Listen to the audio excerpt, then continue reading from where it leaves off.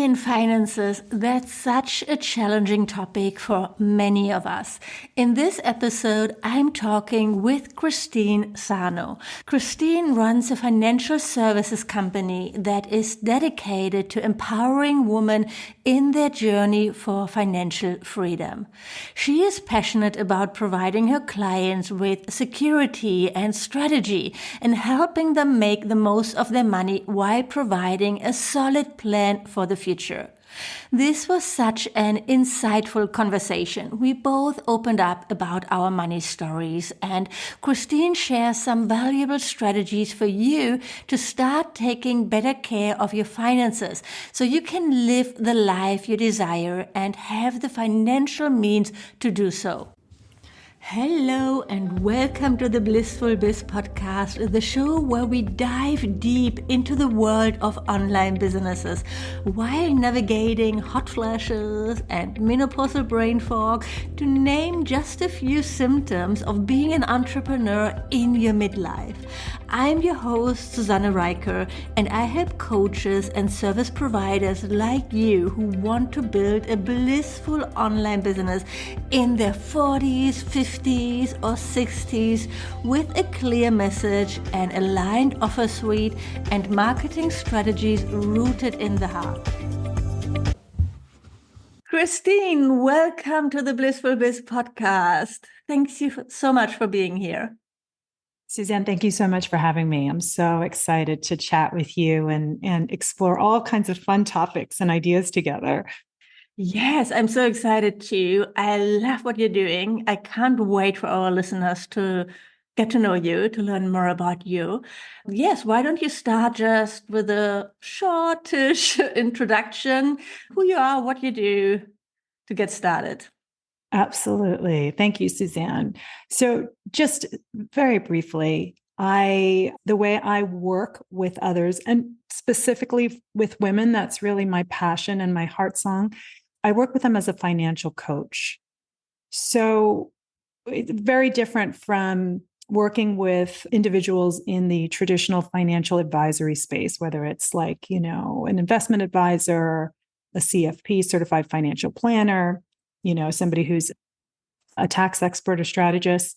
I do bring education and mentorship around financial well-being and helping women understand actually how to plan for the future financially. But what I weave into that is a lot of emotional and mindset work around money.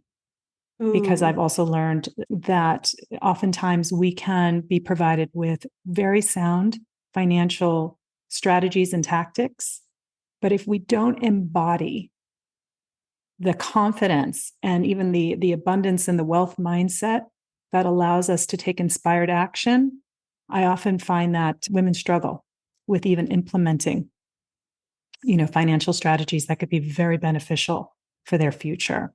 It's such a sensitive topic, I think, especially for women, right? It's so emotionally charged. And yes, we are afraid of it, a lot of us, I feel. Yeah. I agree. I absolutely agree.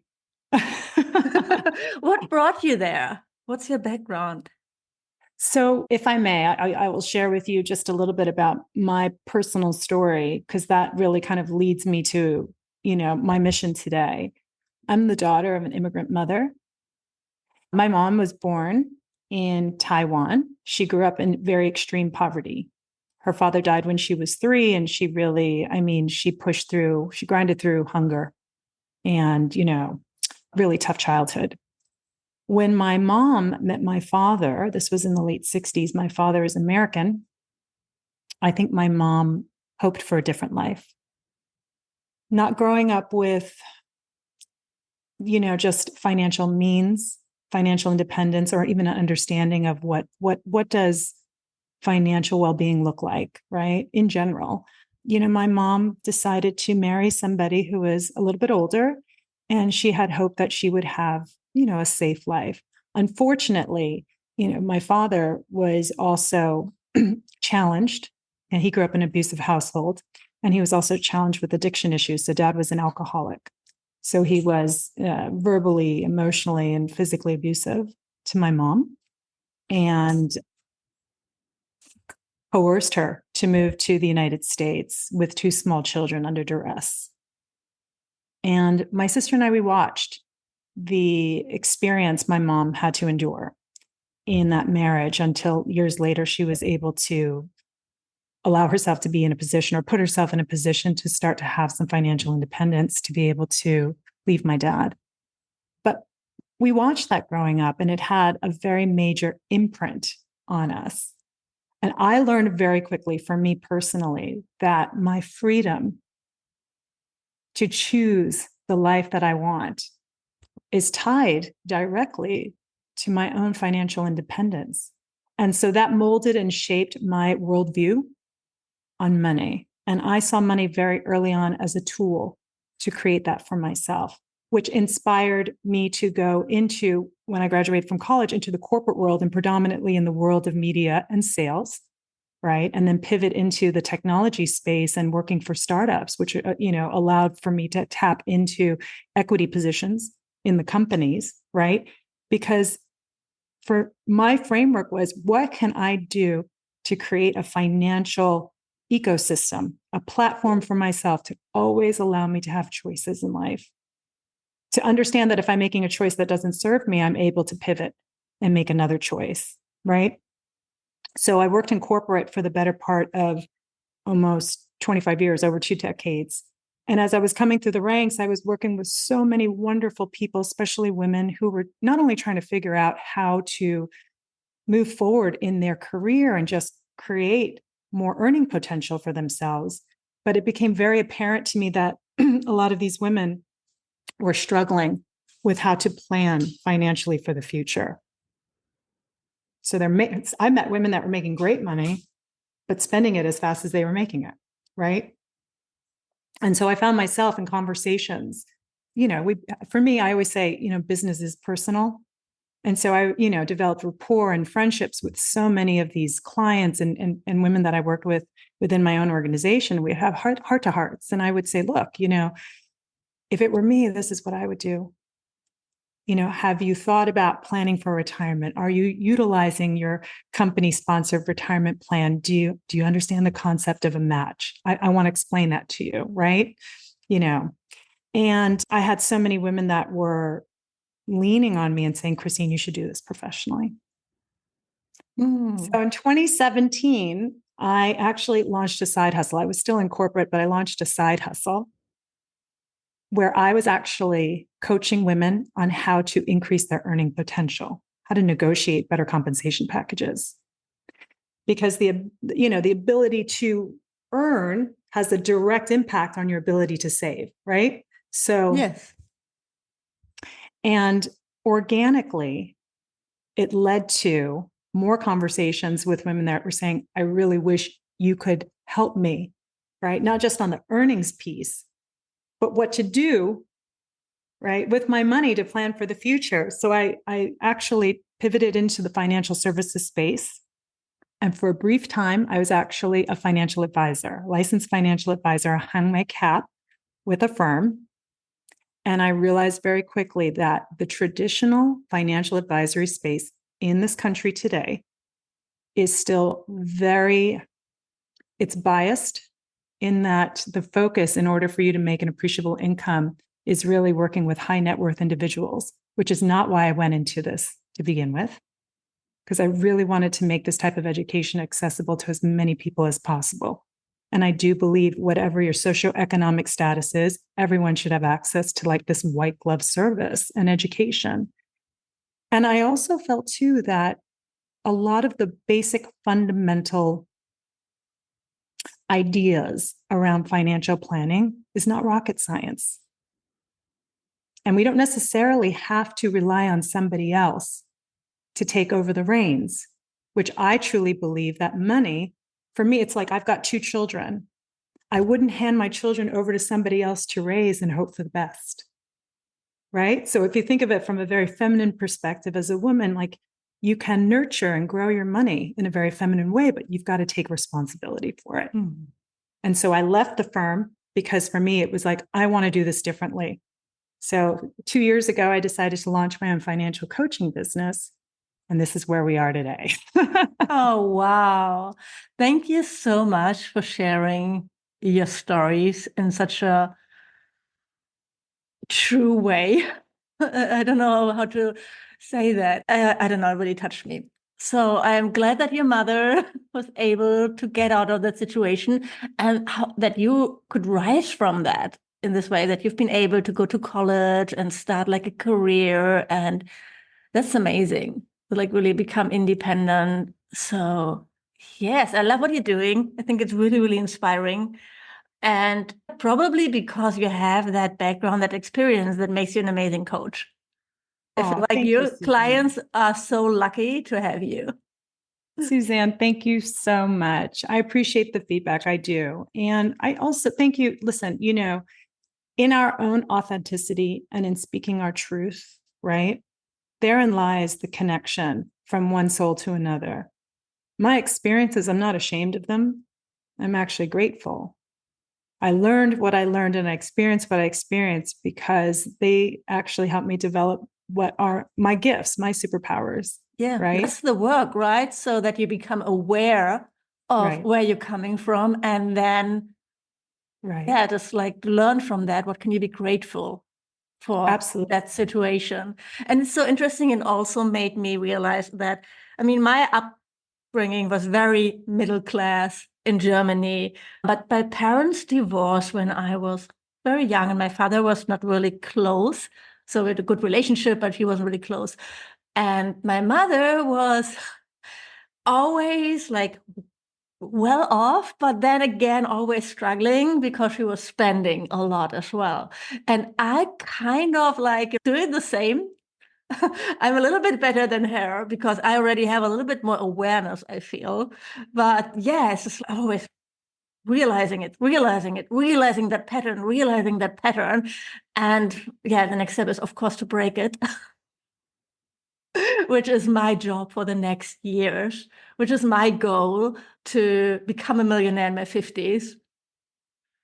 So I'm That's not there yet.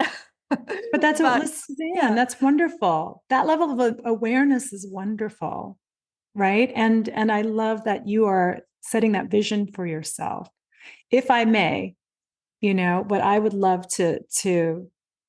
and I'm sure you already practice this, but it's interesting. The behaviors that we learn or we adopt around money, right? It's we're born into this world and we don't have any any meaning we attach to money except for what we decide to place upon it and what that then it means to us, right? and and oftentimes it's our experiences in our childhood, as you and I both know as coaches, right, where that framework starts to get developed, right? And for me as a child, money was scary. If you there was the feelings of violence and lack and fear and all of these negative things attached to money. I had to make a decision. I had to learn to start to attach different emotions to it, right? And so I sometimes I meet with women, and when they say I spend because it makes me feel good, right? I like to dig deeper into that because oftentimes money could be used as a replacement for feelings of self-confidence or feelings of there's loneliness or whatever it may be, where we use money, right, to try to address that, and but just whether or not that's the case, it's wonderful to kind of start digging deeper into it, because what we start to do is we can actually start to heal a lot of things maybe that we weren't necessarily aware of, which is preventing us from growing it, right, or earning it or whatever it may be. But the other thing I also like to talk to my clients about is this. A lot of my clients, they do come to me and they're like, I want to hit, my goal, my 2024 goal is to hit $1 million, right, in revenue, or I want to have a 10K month with my coaching business. And I would often circle back and say, why? What is it about this number? right? Yeah. Resonates with you. And then what is the vision, right, for this money? Because if we attach to a number and not necessarily to a vision or a goal, right, or what that money can do as a tool, we're not tapping into the power of what we're actually very capable of achieving. So thank you for allowing me to share, and thank you for being honest and sharing that with me. But this is, some of the things that I like to kind of start to peel back the layers a little bit. I love that. So you do everything. So it's like you start there and then you come up like with a plan, a roadmap, what to invest where, how to do ETFs and other things. Well, we absolutely talk about that, right? It's kind of like, let's decide what before we follow the recipe, right? Or before we even create the recipe, right? What is it that we want to bake? What is it that we want to prepare? Yes. Right? That's going to determine, right, the ingredients. That's going to determine how much of the ingredients, right? And the process by which to create this beautiful dish or your vision. Yeah. So, yeah. and For me, so it's really, that I really don't want to have to worry about money anymore, ever, even when I retire. yes. And I mean, I love being an entrepreneur. I didn't grow up as one. My parents were both employed, but I really love it. I love the potential. And I love that it's possible. I know it's possible to reach that goal. I mean, I'm 53. I have 7 more years. So it's like when you're employed, it's harder. Then you have your salary, it might increase by like 3% or 5% per year. But unless you change jobs, which is definitely more difficult when you're in your 50s, probably, I mean, that gives a lot of stability, that gives a lot of security that basically. Of course, that's like the hard thing of being an entrepreneur. Every month you have to earn your money, you have to sell, you have to show up. But for me, it's like climbing a mountain. Why do you want to reach the top? Because it's there. There's not really like another big reason for that. And it's not about the money or about reaching the summit. It's the journey. It's the process. Journey. Yeah, it's the journey. Growth, making the decisions that could lead you there, basically. 100%. I do believe that. And look, Suzanne, you and I both, we know we work in a world where the idea of job security is a very flawed idea. And one of my, major mantras with women is that when we allow someone else or an entity to control our income, they hold the cards to our financial future, right? And there's so many different ways we can approach this as entrepreneurs, right? And we're all, whether, we're in a different financial position, is there runway, right? Is there a financial, I guess what I like to kind of call like a financial runway or fund to allow us to continue to grow a business? There are a lot of women or people that get thrust into this and they decide to go this direction because maybe they've been laid off. Look at what happened in 2020 with COVID, and it created an opportunity to pivot, right? I would say that, when you know in your heart that this is what moves you, when you know in your heart, like you get up in the morning and you do something that you truly love and it allows you to shine, that's your North Star. Because I personally feel like this is when creativity and inspiration and motivation kicks in. I'm sure you've had those days where, all of a sudden 2 or 3 hours have gone by and you didn't even realize because you were busy working on, maybe you were working on a course or you're working on a newsletter or something along those lines. You're working on your business and you realize, I love this. It's not necessarily always easy, but I have the energy for it. Whereas I've talked to so many people who work in jobs that they don't love. They're tied to a paycheck that's forcing them to get, they feel the pressure to keep upgrading to a lifestyle that they can't keep up with. And the stress and the sleepless nights and the angst and the fear and the overwhelm that they feel, it's like that comes at a high price, right? I've seen that with type my of parents. safety. Yes. It was like keep staying in the job because was too late to leave, Yeah. working up to retirement and not being happy doing that. Yeah. And I'm just so grateful for the opportunities that we have today. I remember when I was on a round the world trip, always been a traveler, back in 2002, like really long time ago, and 2002.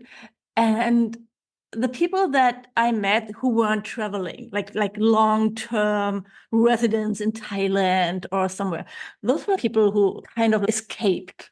They were like, but they were also really escapist, but more in a negative way, in a toxic way. I don't want to face a challenge ever again in my life.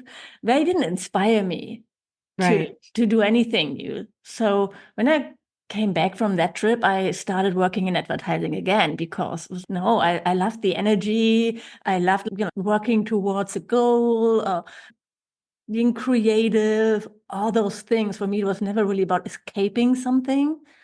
But yeah, but today we have those opportunities and that I can grow a business just with my laptop. I mean, I started living in Bali and that was my first big vision, was really making enough so I could live in Bali. So $3,000 a month. That was my vision for my business when I just started. You're way ahead. Like I want to I reach. well, Now no, no, it's a no. I bigger. love that. Now it evolved, obviously, right? So I have a much bigger vision now. It evolved, but that's where I started. And I'm so grateful that, yeah, it was possible.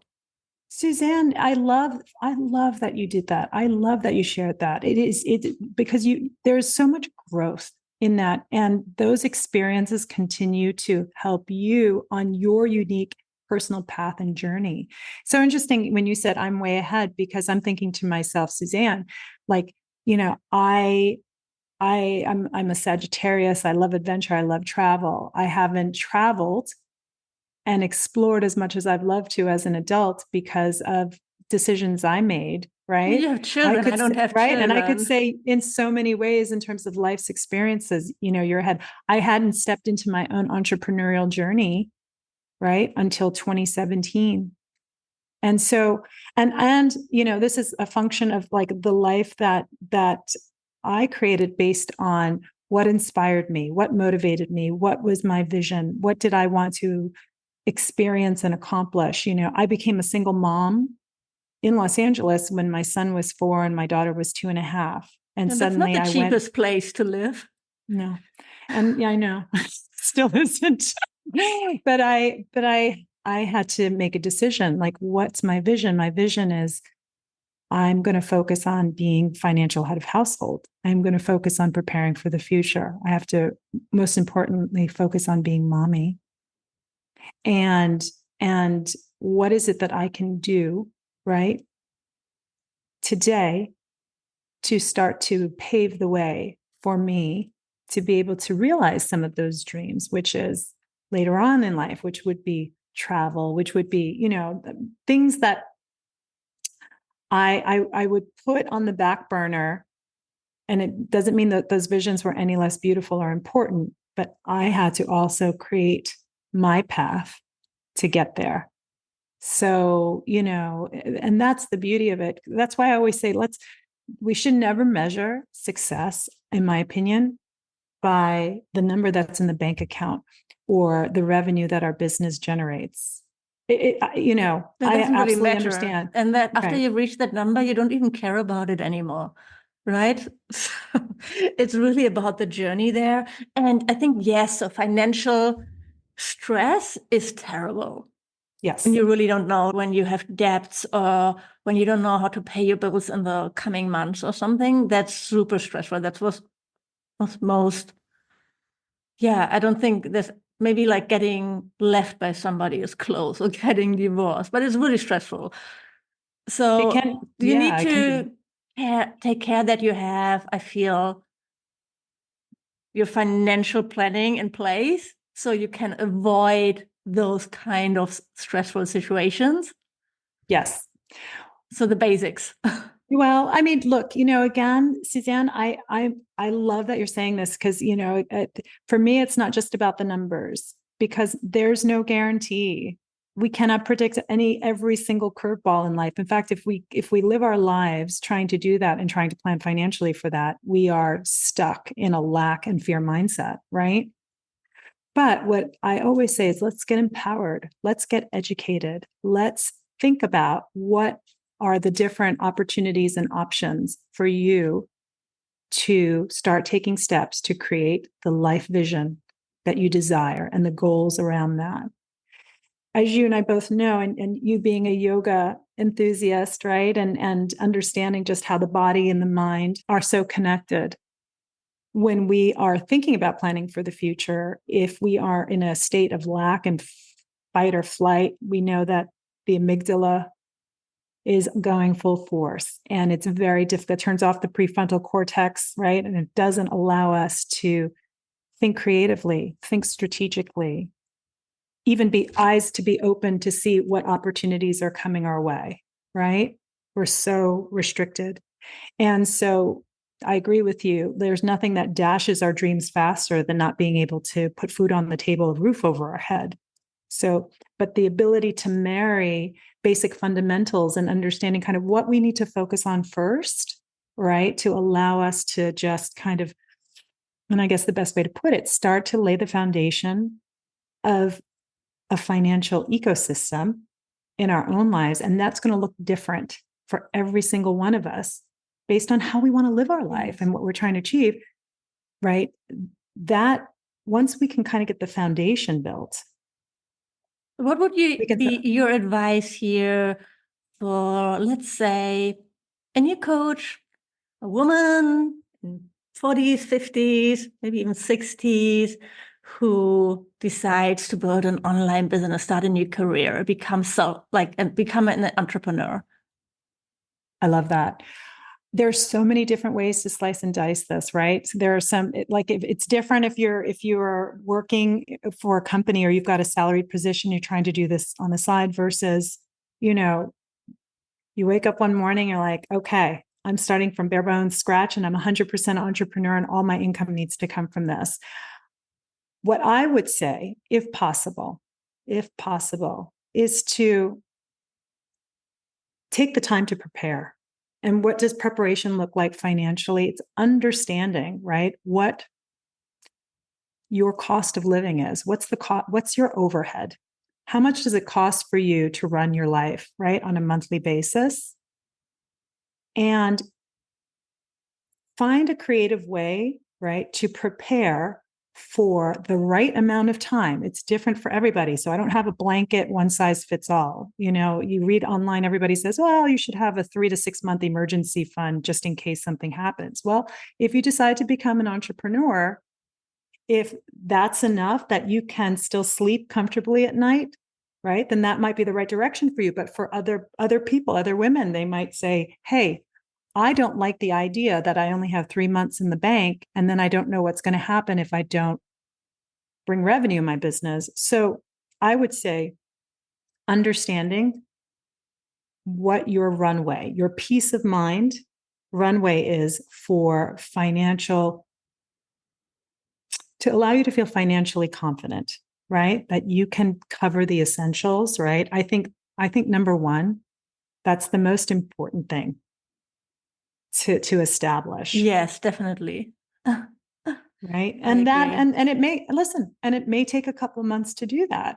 Or you could build your business simultaneously and know that as money is coming in, deploy dollars first and foremost to your living expenses. But then, if there's whatever's left over, minus your business expenses and taxes, depending on where you live and that sort of thing, right? Taking all that into consideration, putting whatever's extra or as much of it as possible into what I call your personal runway, financial runway, so that you start to establish that, right? So if there's a slow month or 2 slow months, you can actually stretch, you can ride through that time and continue, right, with your business. I think that would be like the most important thing.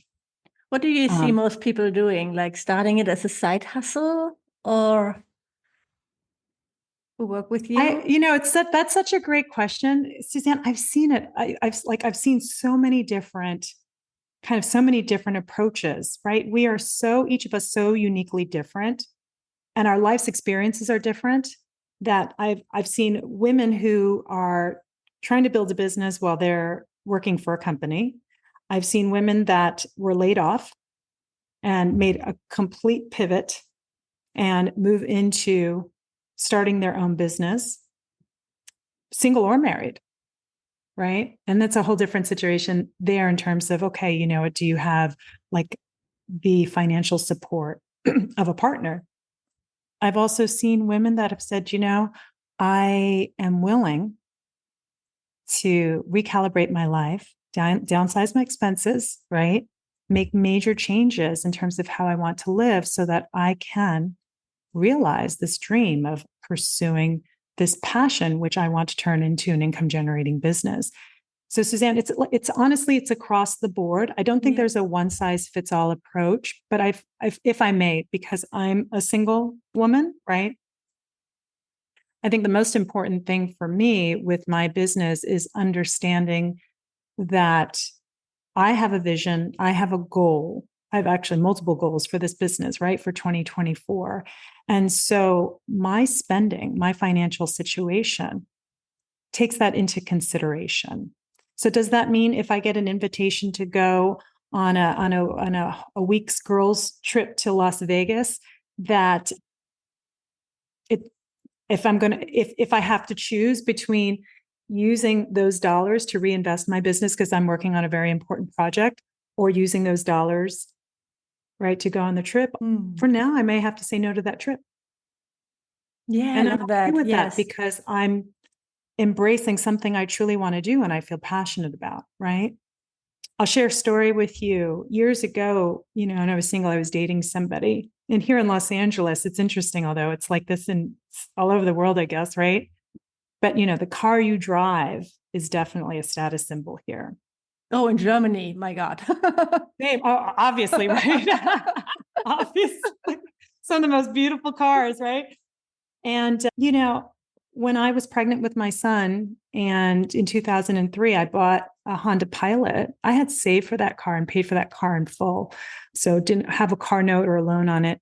And it was a reliable car. It was the first car I put a baby car seat in. When I became a single mother, I was actually making really good income at the time.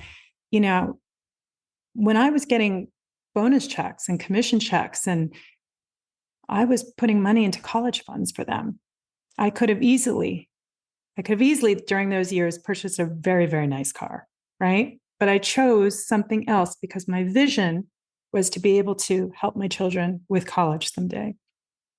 I was dating somebody who loved expensive luxury cars. And I remember he would tease me and say, "You're driving this beat up car. You're driving this jalopy in Los Angeles. You can afford a nicer car. Why don't you buy a nicer car?" And that really was, eye-opening in so many ways, because as women, sometimes we feel the pressure to have to make decisions to appease a partner or to appease family or to, I guess the best way Buy to the put it is, designer bag so your colleagues will think you're this successful. or, Things like that, whatever which it is may like silly be. money. Yeah. Right. And I remember saying to him, I said, it doesn't matter to me. This car, I've had this car for 13 years. I've driven with my kids. They've safely, I've taken people I love home, when we've had, drinks out, and I was the designated driver. I have so much good emotions and feelings and memories and gratitude for this car. And I said, and this is not my job to make you look good. I broke up with him after that, just so you know. That's the end of the story. But I'm like, but my whole point is, it's like holding so true to what your values are and what's important to you, right? And what money is meant to do in your life as a tool. Like I keep going back to that. Don't let the number in the bank account make you feel like that's a measure of your worth. Mm. Don't let, what it is you own or want to buy, but can't buy at this moment make you feel less than. It is, money is one of those interesting things where no matter how much you have, whether it's little or a lot, just the gratitude that you have behind it, if you just view it as a conduit to creating this beautiful life that you get to design and that can change with time, right? It's interesting how much more of it starts showing up in our lives. I love that. Thanks for sharing that story. And I think it's a great example of, it might have not have been a super nice situation, but it made you think about your relationship with money and where you invested. So that's probably a great learning from that It as was very well. great learning. Yeah. It was one of those things too, where it made me dig my heels in a little bit harder and go, I know I'm making a good decision. I don't need somebody to question that. And if Yeah. somebody's questioning something, right, that's aligned with my values, makes me question whether or not that person should still be in my equation. And if they're not in my equation, they don't work in my equation, then I got to factor them out. So that's what I call life math. You shared that you really work with so many different women. What is like one of the most common mistakes women make when it comes to money? I think one of the most common mistakes that women make when it comes to money is just not knowing their numbers. It's not understanding your numbers, whether it's your personal overhead or your business overhead, right? And I think that that's really important and it shouldn't be overwhelming. I think clarity and awareness is so powerful. It just helps us to understand where we stand, right? I What's love our that. current Yeah. Like one situation? of the first things as I share with my clients is always, here's your financial planning spreadsheet. I'm the queen of spreadsheets there. I love it. I love it. Here's where you plan out your year and your expenses so you know like what's ahead. I love Yeah. that. Suzanne, it sounds like you're a whiz with numbers. Tell me, what's been your experience around money?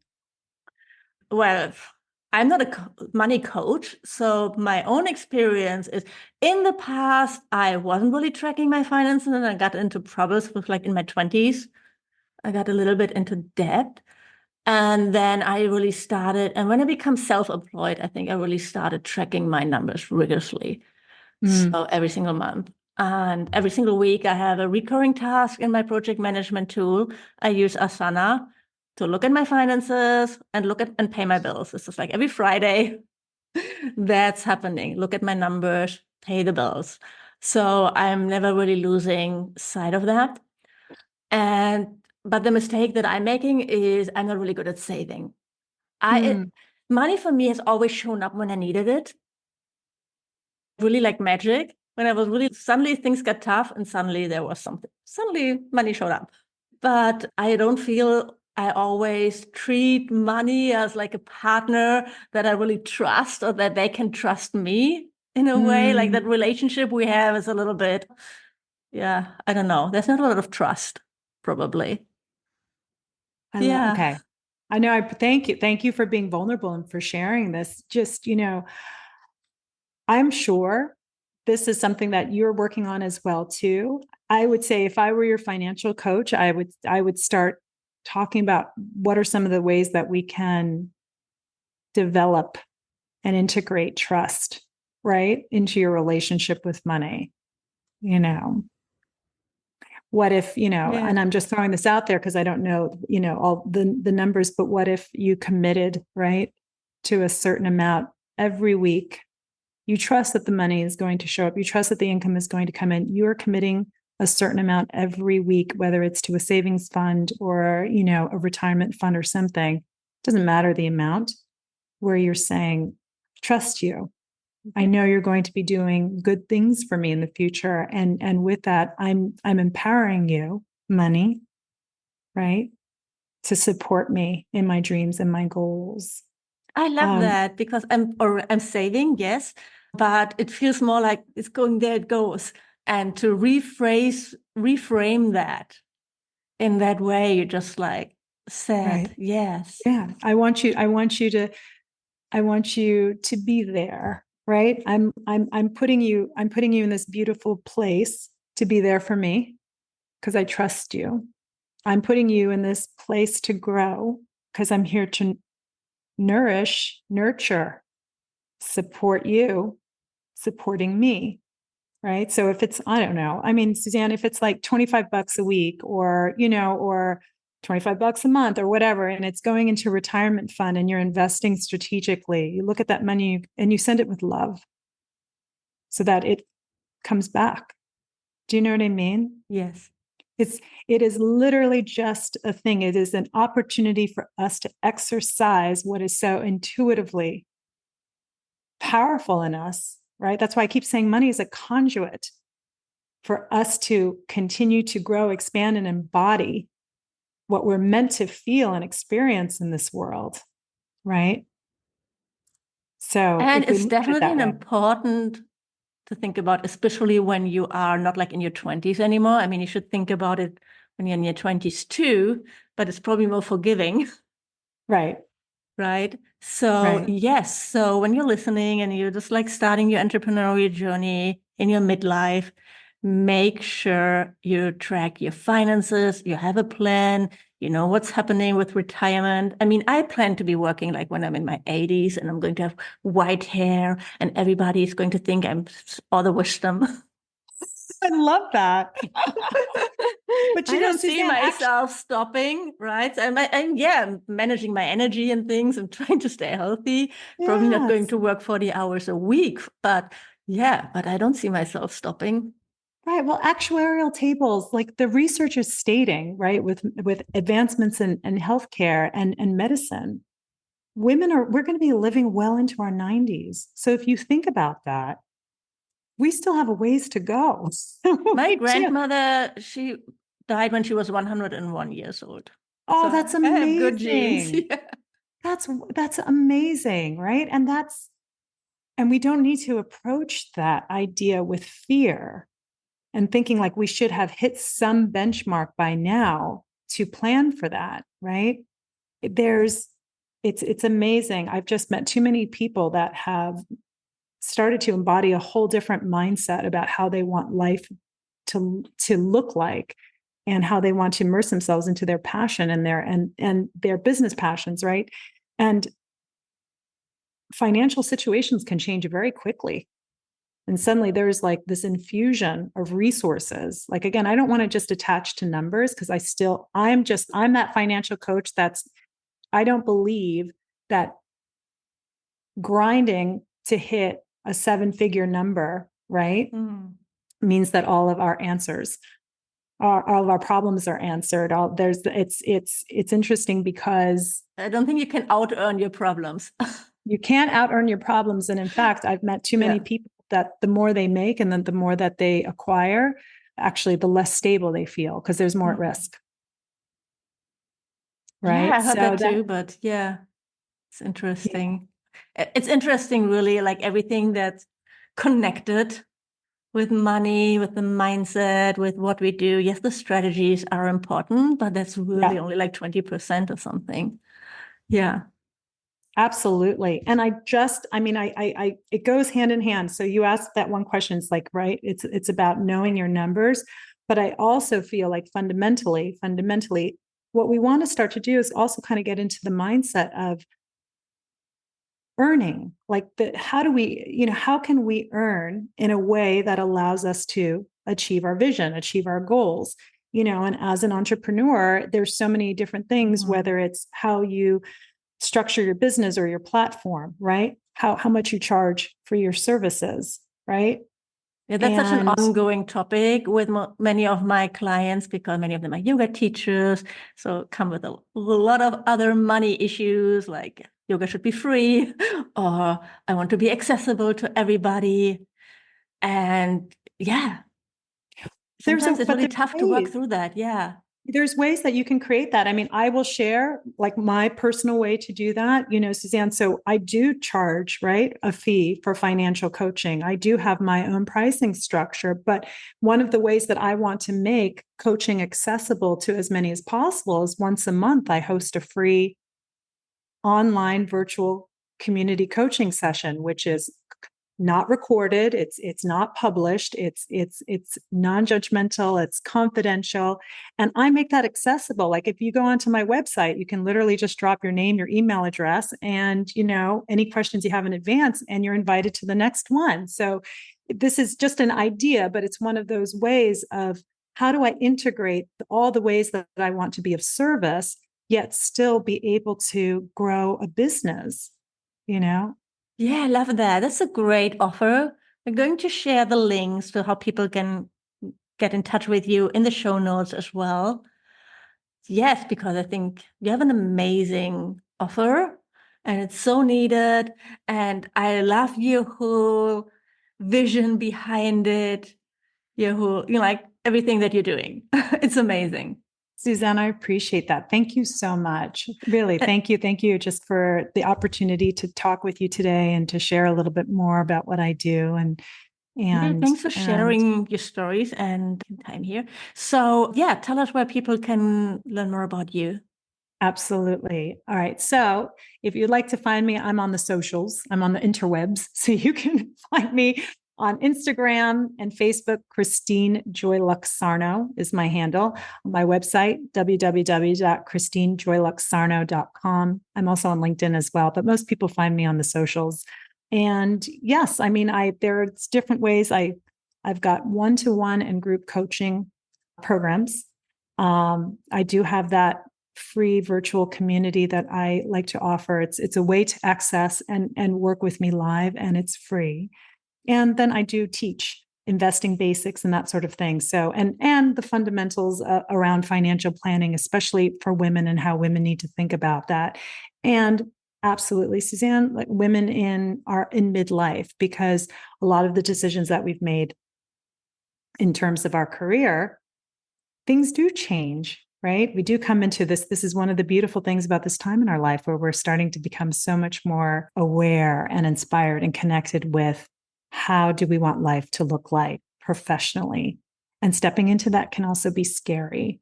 So I get that. And so there's a lot of good support there that I can absolutely help provide.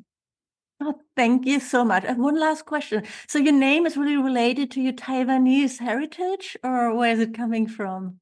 Oh, so it's a Like, play. Yeah. So my name, like my mom, even though she's Taiwanese, I wasn't raised with a Chinese or a Taiwanese name. My business name or my business handle is actually my inspiration. My children, I call them my joy and luck. oh, I love So that. my children are my joy and luck, my joy and luck in life, and it's like a head nod, and it pays homage to my Taiwanese part of my background. So yes. Oh, thank you so much. Thank you.